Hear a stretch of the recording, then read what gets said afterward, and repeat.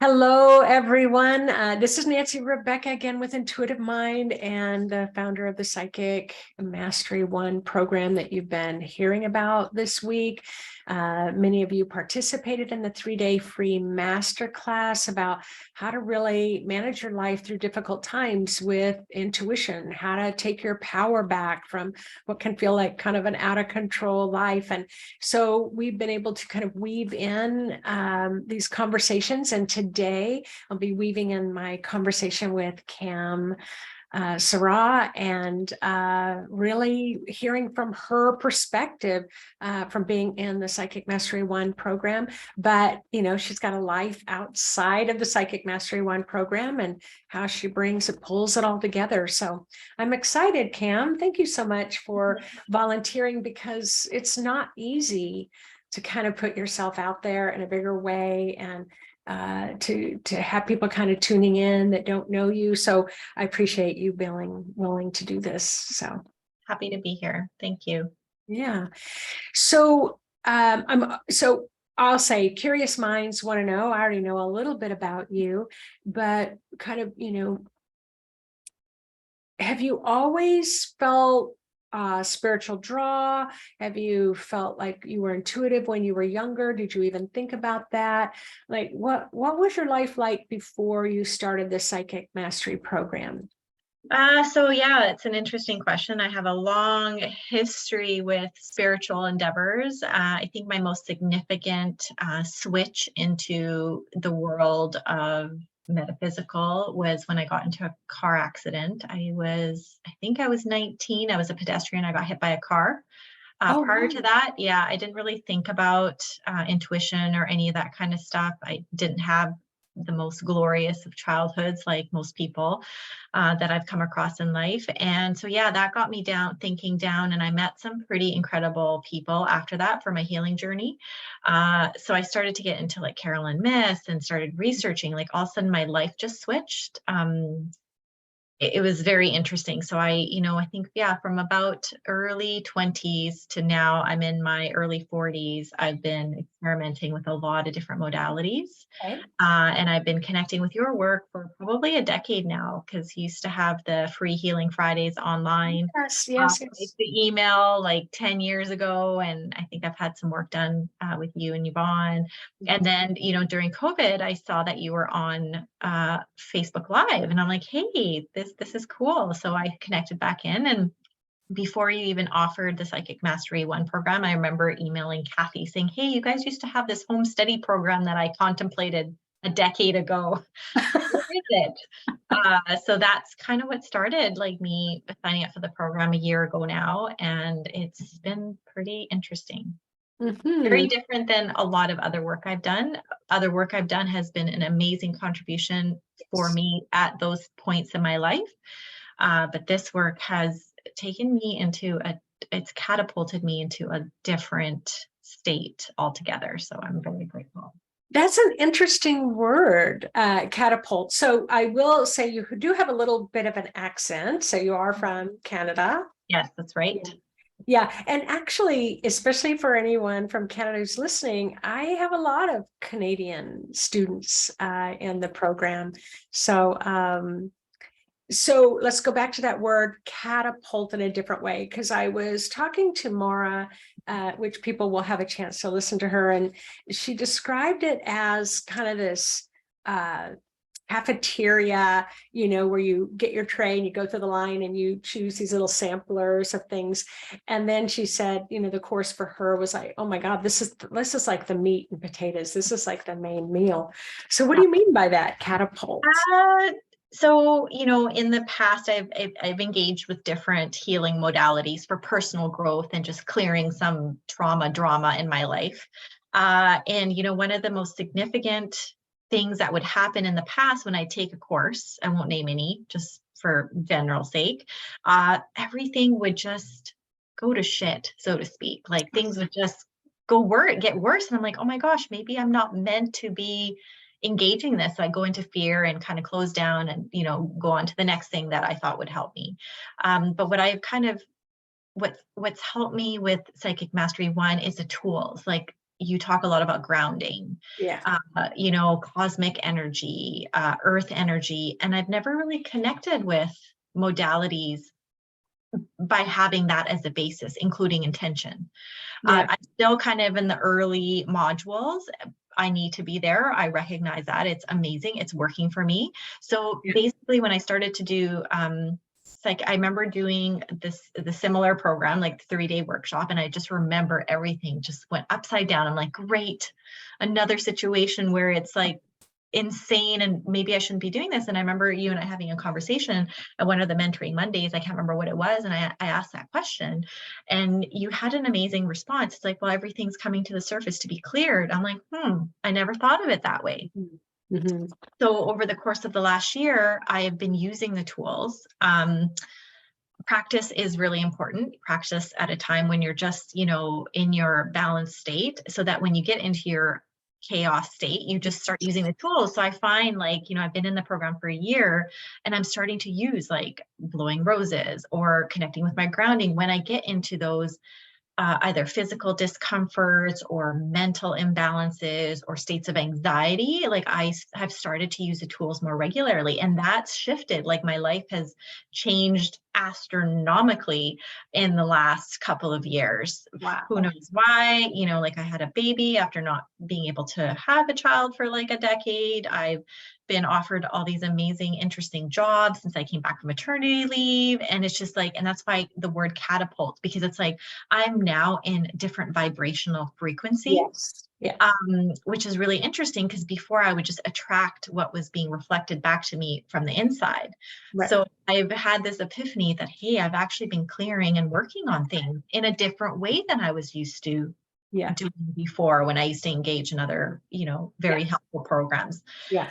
So yeah, it's been really interesting. And, there's a little bit of fear that comes up when you have change. It's like, okay, well, am I going to operate the way I used to, or am I going to use this opportunity to clear things that have now come up to the surface to be cleared? Yes, exactly. And and I appreciate that, because kind of the segue into this, what's a little bit different is it's a year-long program and it's as immersive as you want to be. And then to say, oh, I just need to back up a little bit. I need to take some time. I definitely have people that joined last April and they're up to module 3. I also have people that joined last April and by the end of May, they had done all 12 modules just really quickly. And then I said, all right, so take a look and see why you can't let yourself savor the techniques. So now go back and savor them.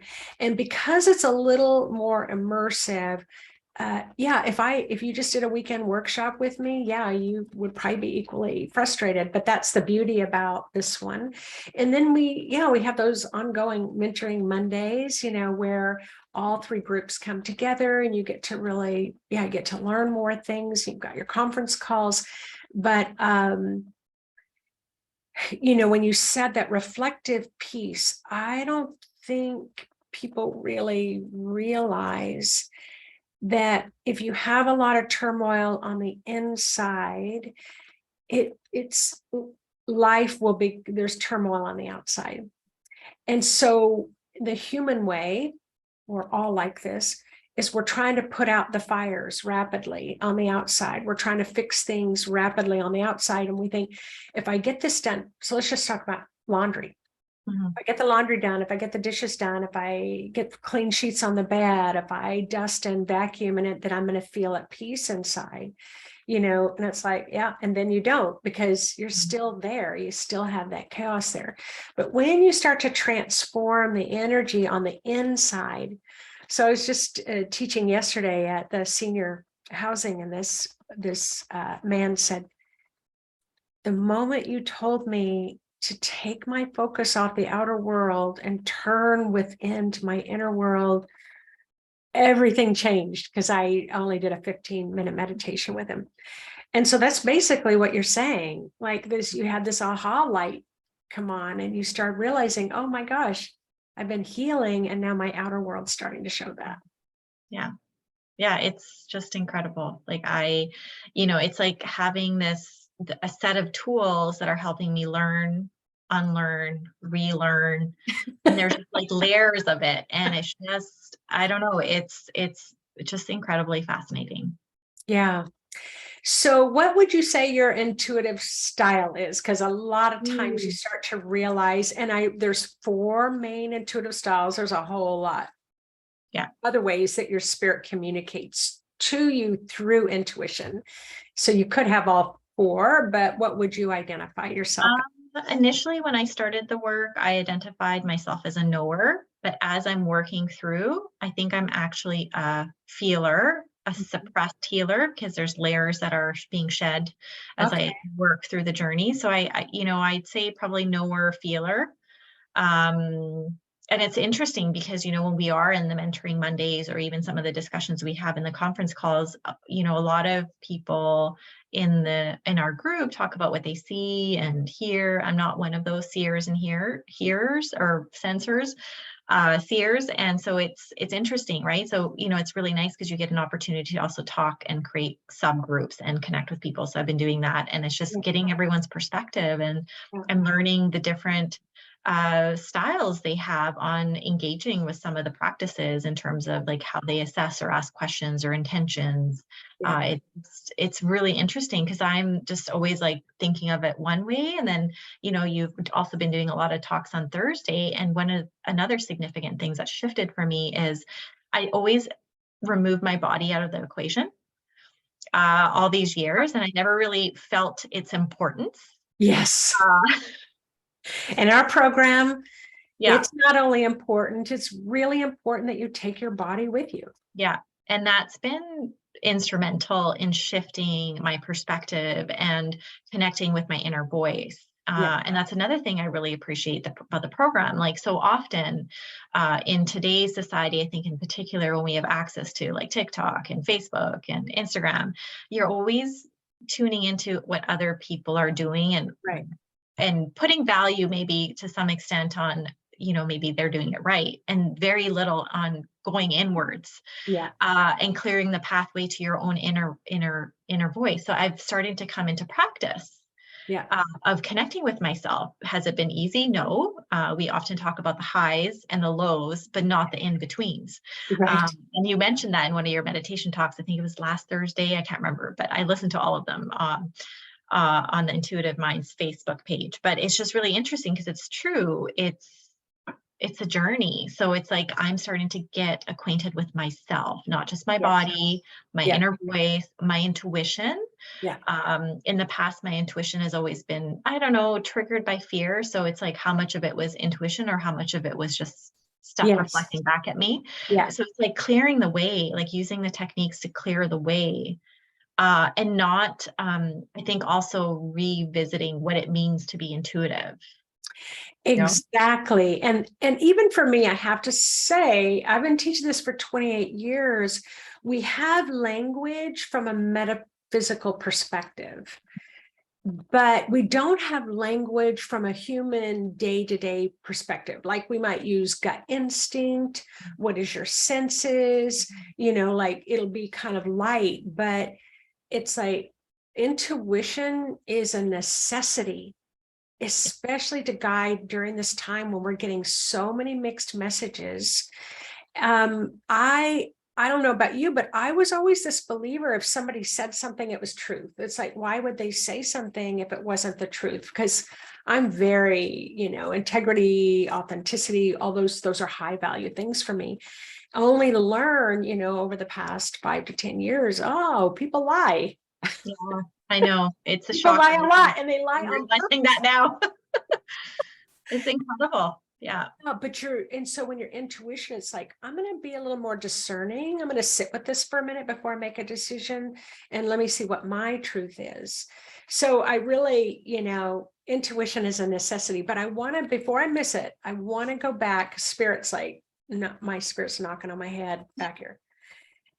You used a term, and I think a lot of people listening to you are going to be able to relate to this. You said, I'm a suppressed feeler. I was a suppressed feeler. What do you mean by that? Now that I've been reconnecting with my body, I've realized that there's a lot of layers of protection that I have put around me just to get through life. Mm. And sometimes, like, I am very intuitive, I'm very empathic. So it's like when information comes to me, I just kind of freeze.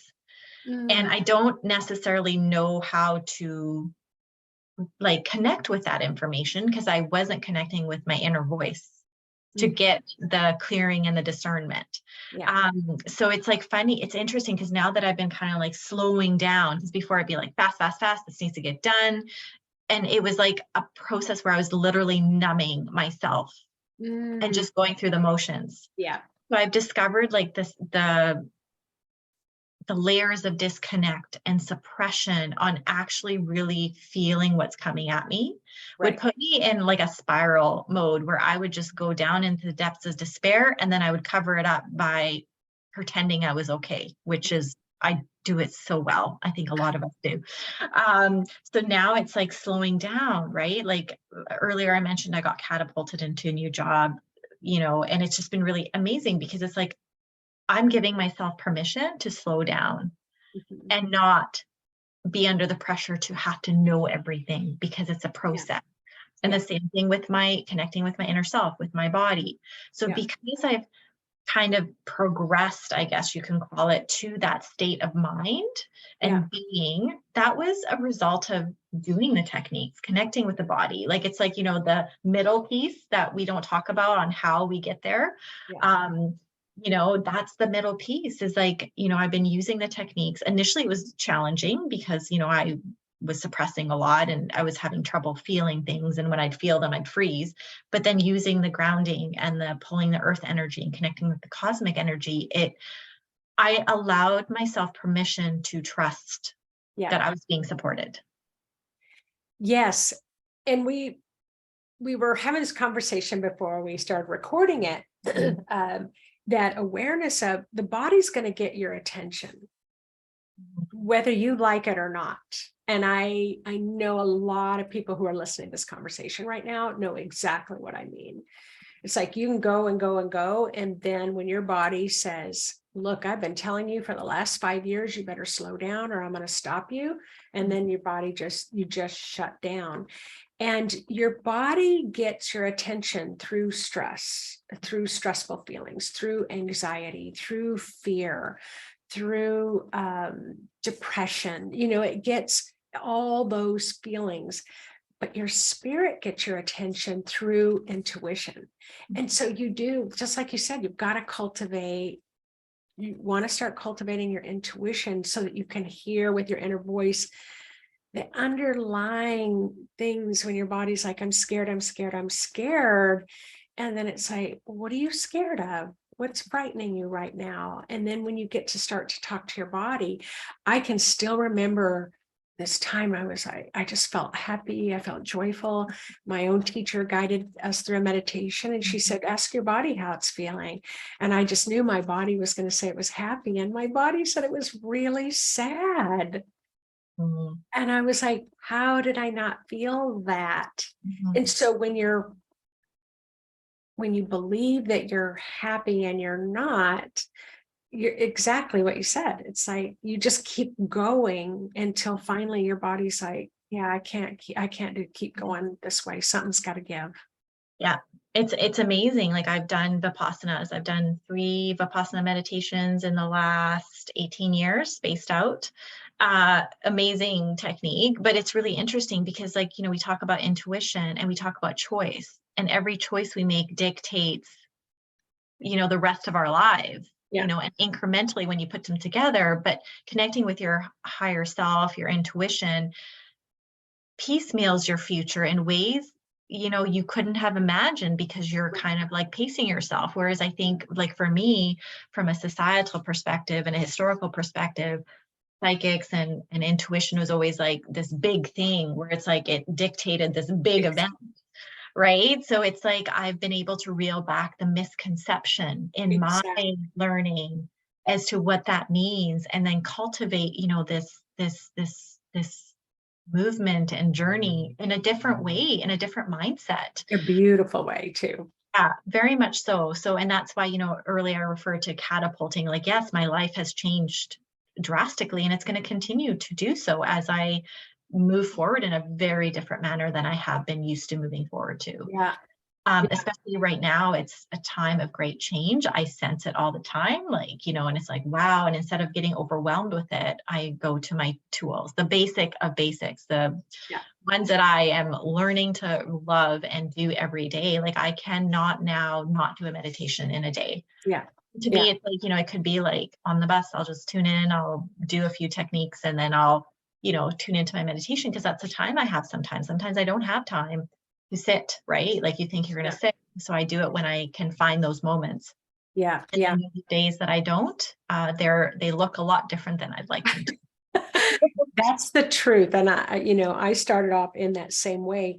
But what would you say, because a lot of times I was working with my granddaughter and she was kind of all over the map. She's 12. We were playing cards. And I said, how about I teach you a meditation? She said, I don't do meditation. That's just not my thing. And I had to laugh, and I'm like, well, just try me a little bit. Let's just try this a little bit. So I taught her how to ground and then bring up the earth energy and the cosmic. And she just opened her eyes afterwards. She was like, wow, I feel so much better. And I had to keep it short, like 8 minutes. But for people who say, I can't meditate, that's not my thing, they've tried meditations, how would you explain how these are a little bit different? Well, it's not what you think it is, Yeah. right? I mean, your first module, it's intention. That in itself is a meditation and an opportunity to put energy out just for intention. Because, I've done lots of different meditations, and one of the things I realized, because I would resist them. Like, the first 6 months, I was like, but they're like, the way that you've structured the program, which I have a real great appreciation for, is like they're little segments of recordings, and you can listen to it however you wish. And then when you're ready to sit down, you can sit down, and they're like little bits of information. So if you've never meditated before, it could be as easy as listening to the talk, the little script on intention or golding and grounding. Yeah. So it's not a huge manual. I think it speaks to every person and their ability to learn and receive information. And also, it's simple. You can make it as long or short as you want it to. You can switch it around. You can just focus on your grounding as your first 2 or 3 minutes, and then you can add to that. So that's the beauty of, what I really appreciate about the program is when you look at the modules, they're structured in a way that you can kind of jump around, see what works for you, and experience the different exercises. And they're short and they're doable. Yeah. Yeah. And it's not like sitting there Zen mode, whatever you perceive it to be. It could be anything you want it to be. And I've changed the way I do my meditations, or even the way I use the program. Like, I've jumped ahead to a few modules now that I feel comfortable. And the biggest thing I've realized is I was always listening to my body the whole time. I didn't get fearful. Oh, I'm in module 7, or I'm not there yet, or I'm in module 3. It's like, no, this is what I'm working with, my body and my spirit. And this is what I need. Yeah. Yeah. So it's been, and initially, like, I was kind of getting a little hard on myself, but then I'm like, no, I'm like, tune in. I'm like, this is what I need. And this is what we're. Well, and I'll say, like in academia, and being a nurse, and you're, when you're academic and we learn a certain, and it's like, you have to follow the system. I'm just going to say again, we've learned in the last 5 to 10 years, our systems are a little old and outdated and broken. We have a lot of creative surge coming in, and everybody that's in the Psychic Mastery 1 program is an adult. And you didn't get to be an adult because you didn't know what you were doing. You became adult because you made decisions that got you to where you are. And in the program, you get to be the adult in your life. You get to know what's best for you. And like I said, I had somebody who worked through it in 6 weeks, the whole year, and then they came back and did it slower. I had someone a lot of people jump around, and then the next year they want to feel, if they decide to renew, they want to feel what it's like to do it in a building system. that freedom is huge. I learned best through freedom, and I learned best through hungering to want to learn. And if I feel, and that's why I structured the program the way I did, because if I'm telling you, you've got to do it this way, you're going to end up working through resistance more than anything all the time. Yeah, it's set up really, really well. I had a great appreciation for how it's been set up. It's Nice. yeah. And you're right. We're all adults. We have a choice on how we move through, and who knows what you'll discover about yourself as you're engaging in the different techniques. Yeah. So intuitive wise, because it's what's interesting is, as I've been talking to you all doing Psychic Mastery 1, and you've all really visited those places about how healing it was for you, and maybe you were a little bit surprised by how healing it was. But we also have a lot of fun too, and working with your intuition. So it can be a lot more fun than you might have thought that it was. You want to speak to that a little bit? Yes, I really love the exercises that we do in the breakout rooms. So, and I think it's been a while since you've done this, but the remote viewing exercise where you meditate and you pick up information, and then you eventually share what location you were remotely viewing silently in your mind. That was really neat. Like, I didn't think I had the capacity to pick up some of those bits and pieces. It's fabulous. And just connecting with the different groups and sharing your experiences after a certain meditation exercise we've done. And you share a lot, like you share very generously the different techniques. So it's really neat. Like, I mean, reflecting back on when I first joined the program to now a year in, I've renewed a second year. It's just amazing. Like my doubts have really dissipated. And I also get an opportunity to engage in some of your guidance that I didn't even know was a thing. So, right. Like, that's what I tell people. It's like, you didn't know you could do this because nobody's ever told you that you could do it, and you didn't know it was a thing. You didn't know remote viewing was a thing. You didn't quite know how to do it. And it's play. It's just play. And your spirit's so playful. It loves to play, and it loves to have and that's another thing I'd like to speak to is imagination. I didn't have one. Like, my imagination growing up, my imagination was always imagining the worst outcome possible for any given life situation. So it was never playful. It was always like, okay, like this is going to happen. And I just go down the deepest, darkest tunnel there was ever imaginable. But working through the program, and I think one of my early struggles was using creativity to engage in some of the techniques and tools. I'm like, it was really hard on my brain. It's like learning how to paint or figuring out how to paint or draw, right? It's not my thing. So that's been really fantastic for me personally, because it's not something I would imagine things in the worst case scenario. And now I actually get to use my imagination for fun and connecting with my body and my spirit, and really clearing the pathway to the information that is from me and my higher self, not from anyone else. And that's another thing I really appreciate about this program and your teachings, is that that's not something I've really connected with in any other program. And I've done a lot of really amazing energy work, and I have a great appreciation for what they brought into my life. But the key of connecting with your higher self and clearing the pathway, and again, like reprogramming your thoughts and processes to be a direct link to your higher self. Like, it's I just can't even express into words. It's a real gift, isn't it? Yes. So, you will have the rest of your life. Yeah. And it's interesting because I've had a life of isolation and, not a lot of family connection.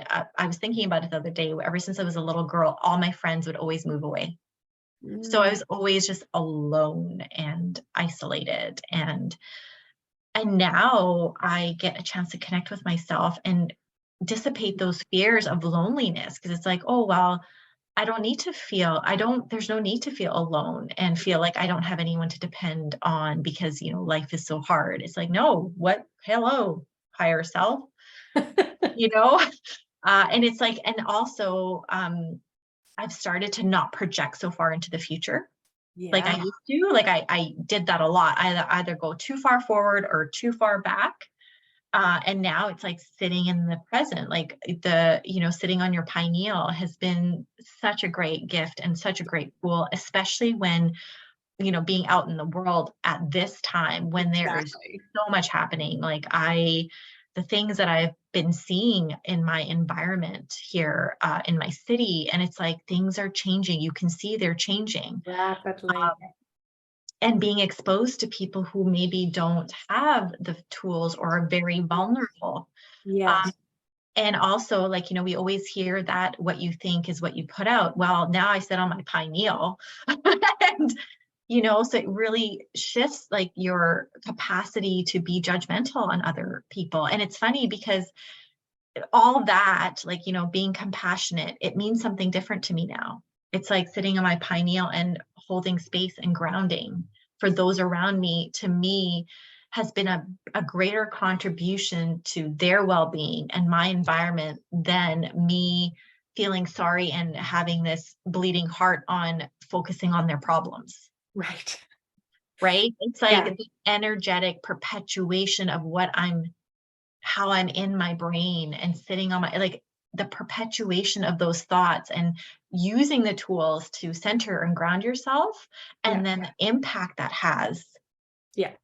Yeah. it's like, it's mind blowing. Like, I'm laughing because you and I are like on that same, it's just like, it's so mind blowing. And I always say the hardest job I have is getting people to sit in the chair. And if you'll just sit in that chair, you're hooked. yeah, And I don't mean that in a yeah, cultish kind of way. I mean, yeah, it's just people just open their eyes and they go, wow. yeah, It's like you get to experience your own spirit. yeah, And you'll want more of that. You hunger for more of that. So I totally get, yeah, yeah. And you just reminded me, I also was always in my head, always in my head. Like, I was a master of being in my head. And now, like, it's amazing how quickly I can let go of something because it's like, well, this doesn't really matter. Like, why am I stressing about this? Yeah, exactly. So it, again, like going back to what I said earlier, like it's shifted me and my life in ways that I can't even put words to. And it's like nothing's really changed on the No, outside. or even with you, like you're With still you. me, I'm still me, but how I'm progressing forward in my movement in life and my energetic imprint. Yeah.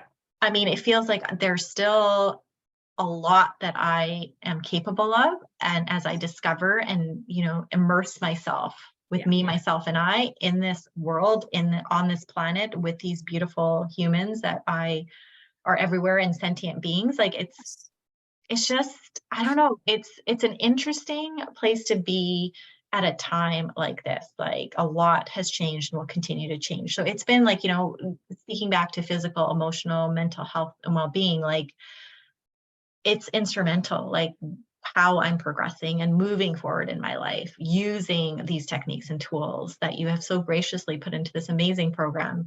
And even the support that you provide through your program and connecting with Yvonne, I've done some mentoring sessions with her. Like there is a lot of generosity, which I am very grateful for because I don't know, I just can't put words to it. It's amazing. Oh, I think everyone could, because, in hearing what you're saying and the others that I've talked to over the week, it's like you can feel it. And I think that's really what the program, Mhm, because you start to embody your soul. mhm. You're not separated, you're not disconnected, that people can feel you in a different way, and you can feel other people in a different way. So, and just to the final thing that I kind of want to say is that the techniques, I've been listening to you, and just all the ways that you use those techniques, they're really super simple. Yeah. They are so simple that you can make them harder than they need to be. Yeah. So they are really simple. But if there's any kind of final message you want to give before we wrap up, what would you've said a lot, touched on a lot of really great things. I think the best advice or wisdom I'll give is like tune in and see what's right for you. It's life is a choice. Not making a choice is a choice. Right. So, if this is something that speaks to you, check it out. I mean, who knows what's possible? Exactly. You I know, always say, if your spirit says yes, Mhm. then don't let your mind talk you out of it. But if your spirit says no, don't let your mind talk you into it. So Absolutely.